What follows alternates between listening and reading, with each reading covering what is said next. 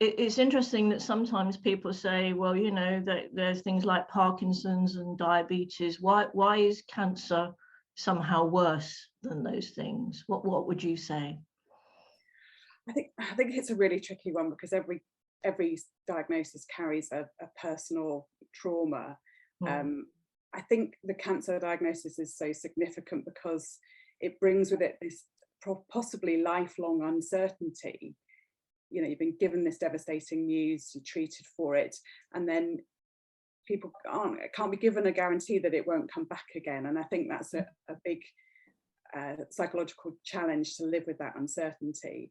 yeah. And of course, you know, treatments have changed so fundamentally over the last 10-20 years, but it used to be very life-threatening. And we're only kind of catching up with it now, that actually people can live with cancer for many years and be well and have a healthy, you know, fulfilling life. But I think our perception of cancer hasn't quite caught up with that. So a lot of people carry that fear around what will happen. And that, you know, as I said before, treatment can be so life-changing. It can change your body in ways that can never be reversed.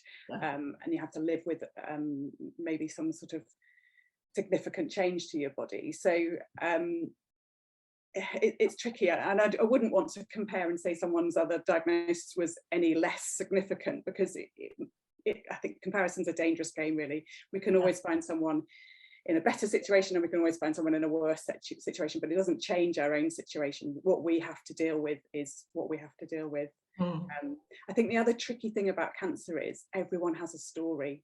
So if you're diagnosed with cancer, people often say, oh, well, my mum had this, or my auntie had that, and they bring these stories that can sometimes not be very helpful for people.